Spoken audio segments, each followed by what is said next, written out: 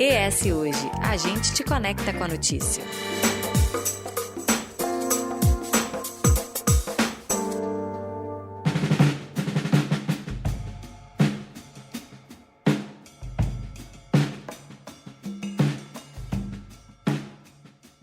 A busca pela eterna beleza e a luta contra o envelhecimento é o que move o mercado de procedimentos estéticos no Brasil e no mundo. No entanto, muita gente acaba se submetendo a qualquer tipo de ambiente e profissional em nome da beleza. A gente sabe, Couto, que muitos procedimentos e cirurgias têm riscos por si só, mas quando realizados com profissionais capacitados, podem ser feitos de forma segura e responsável. E para entender melhor sobre os riscos e a importância da segurança das cirurgias plásticas e procedimentos estéticos, a gente vai conversar com a cirurgiã plástica Natália Vilarim. Seja muito bem-vinda. Oi, gente. Muito obrigada pelo convite. Eu tô muito feliz de estar aqui com vocês pra gente conversar um pouquinho sobre esse tema que é tão importante. Recentemente, o que mais tem repercutido é sobre o uso indevido do PMMA, né? Que é um tipo de plástico que pode causar deformidades, além de também trazer riscos para a saúde desse paciente que usa esse material. Eu queria que você explicasse pra gente melhor o que é e se ele realmente não pode ser usado ou se a questão é de um uso indevido. O PMMA, essa sigla, né, é o polimetilmetacrilato, né, uma substância que é um componente, é um plástico. Ele é um polímero sintético derivado de acrílico, né, o acrílico que a gente tem em casa mesmo. E o PMMA, ele tem as normatizações que a Anvisa libera o seu uso. E acho que a gente vai conversar um pouquinho mais disso para frente.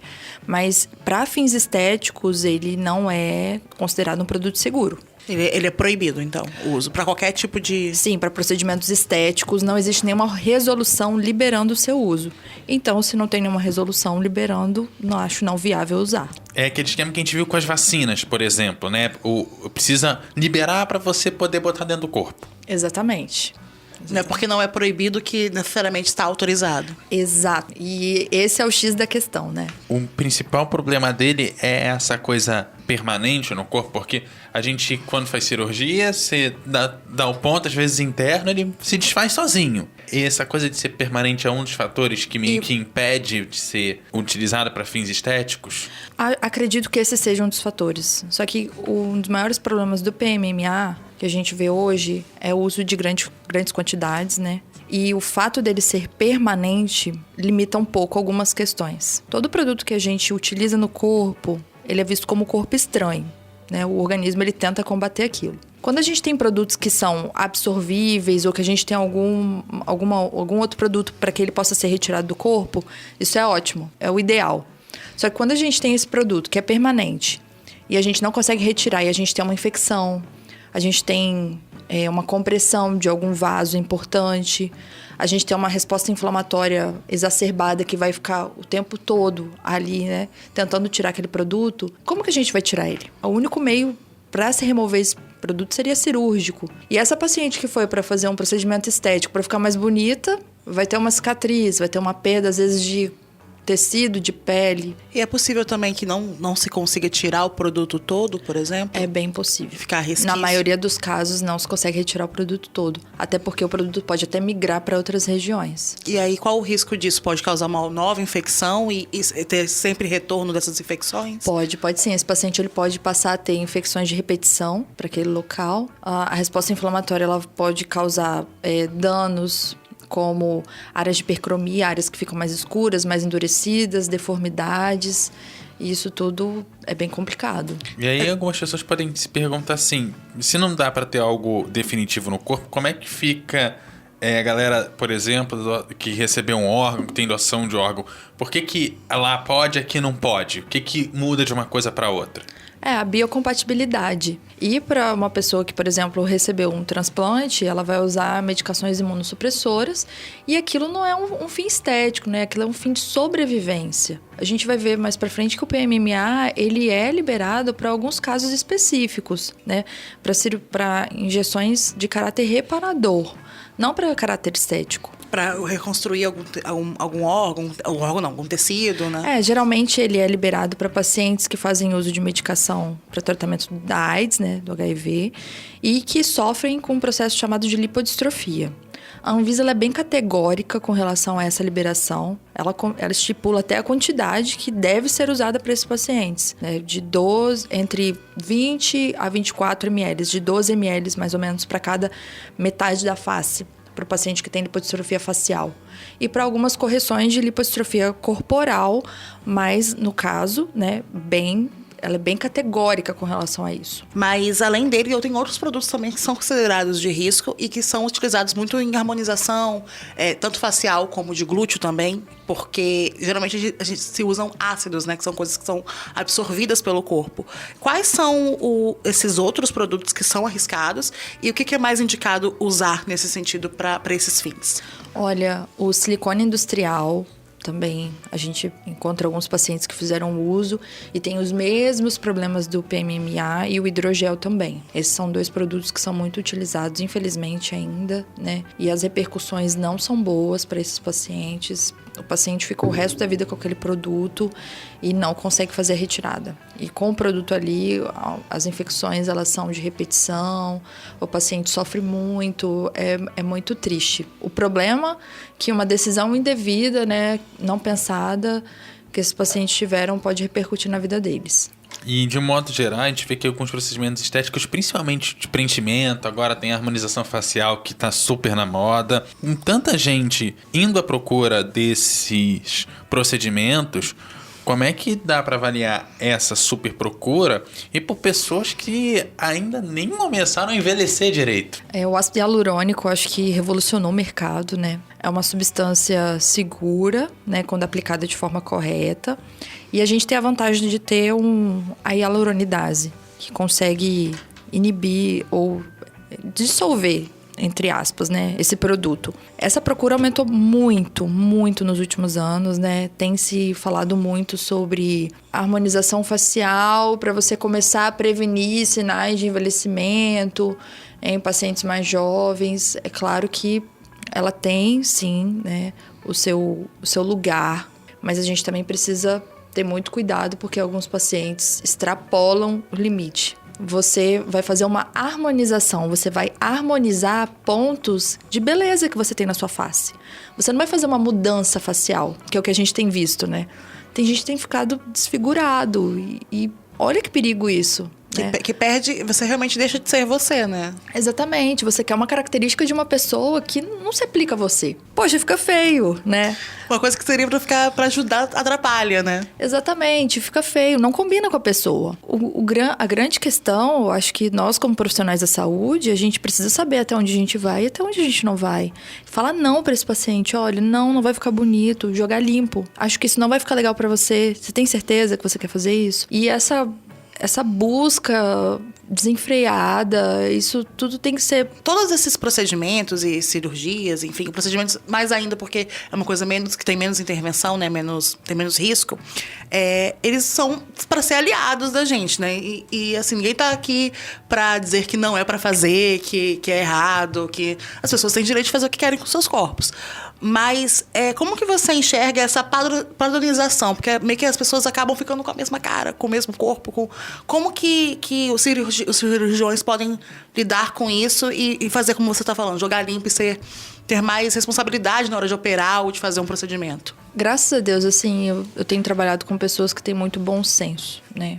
A nossa equipe, a gente tem tentado mostrar isso para os pacientes. Às vezes, o paciente ele chega com uma expectativa irreal de uma coisa que não é possível para o corpo dele porque ele viu que outra pessoa tem. Então, a gente precisa realmente deixar isso bem claro. Olha, infelizmente, isso aqui não se aplica a você. Não vai ficar bonito, não vai ficar bonito.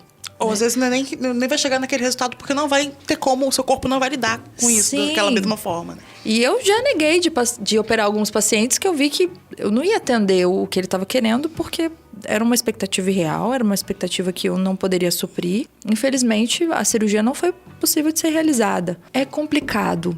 Infelizmente, hoje em dia as pessoas têm chegado com fotos, elas têm chegado com a minha amiga fez uma cirurgia assim, eu também quero.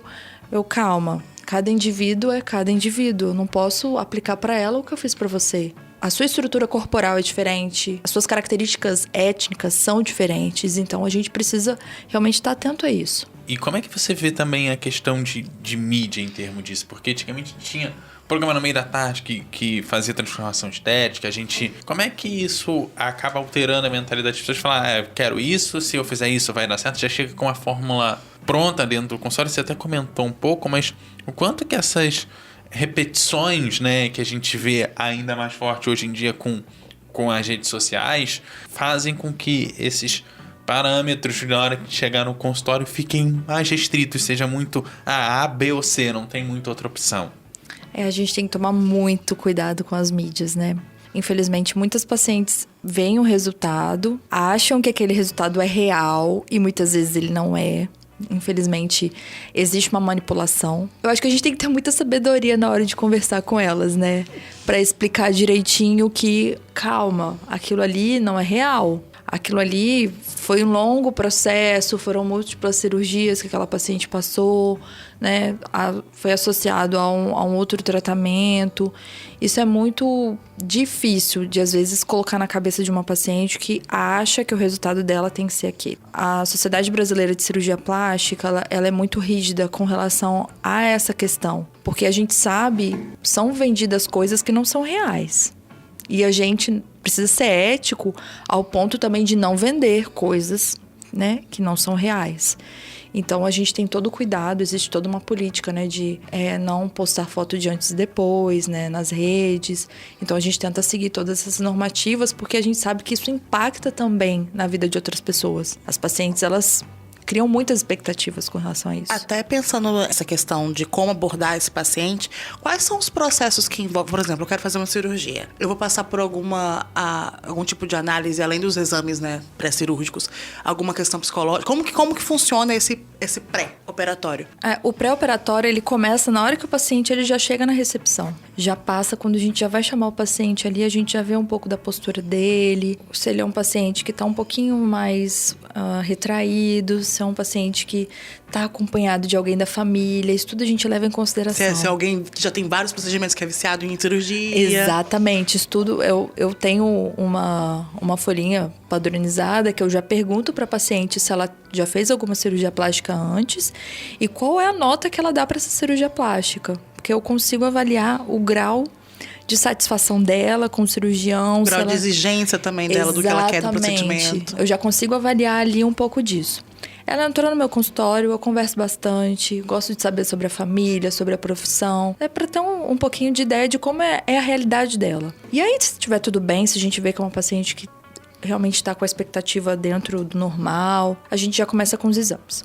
Quando a paciente tem algum problema, que eu vejo que esse problema que está trazendo ela no meu consultório, às vezes ela já se abre ali, né? Ela já fala, eu tô com problema no casamento, me separei, eu não tô satisfeita com o meu corpo, só choro. Tô insegura. Então, a gente já começa a fazer uma triagem. Quando eu vejo que a paciente tem muito problema, eu já tento encaminhá-la para um psicólogo, para poder alinhar e resolver essas questões antes da cirurgia.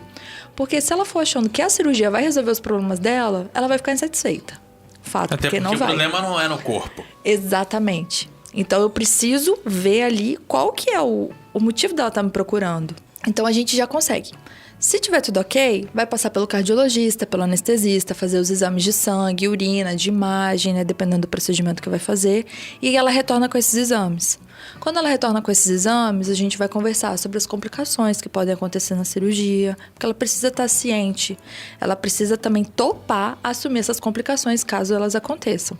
A gente faz tudo para que nada dê errado? Faz, mas tem coisas que não dependem da gente, infelizmente. São cientes que só depois que você vai saber realmente como que vai ser o resultado, vai ter complicação ou não, porque cada corpo é um corpo, né? Exatamente, e a gente se esforça ao máximo para não ter complicações, mas infelizmente algumas coisas não dependem de nós, né? Cicatrização, isso tudo é inerente do indivíduo. Então, isso tudo precisa ser conversado. E aí, chegou o tão sonhado grande dia da cirurgia plástica, né? Ela passa novamente, o anestesista vai ver essa paciente, vai fazer o procedimento, né? Vai ficar internada, geralmente, procedimentos mais tranquilos, ela dorme uma noite e tem alta no outro dia. E se estiver tudo bem, ela vai para casa. Em casa, ela precisa seguir as recomendações de pós-operatório, fazer o acompanhamento do nosso consultório até ela ter alta. Certo. Bom, assim a gente vai se encaminhando para o final do episódio. Se você tiver mais alguma consideração, alguma recomendação específica para quem pretende fazer cirurgia plástica, em termos de profissional, de ser responsável por esse procedimento para não prejudicar a sua própria saúde, fique à vontade. Eu peço para as pessoas terem muito cuidado com os modismos. Estejam atentas ao que está sendo usado. Joga no Google, né? Hoje é tão fácil a gente ter informação, né? Não leve só em consideração as coisas boas, mas pense também nas coisas ruins. E procure sempre um profissional que é habilitado a fazer aquilo.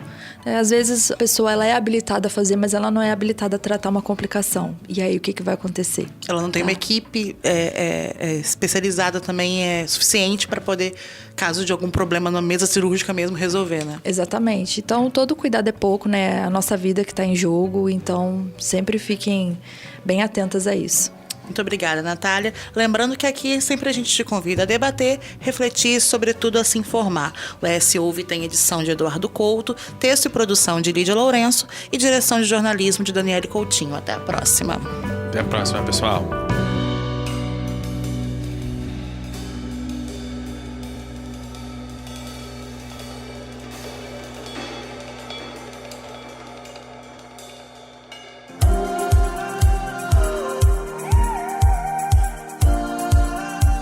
Deixe seus comentários no eshoje.com.br. É lá que você se mantém informado toda semana. Nos siga nas redes sociais e no nosso canal do YouTube, @ESHoje.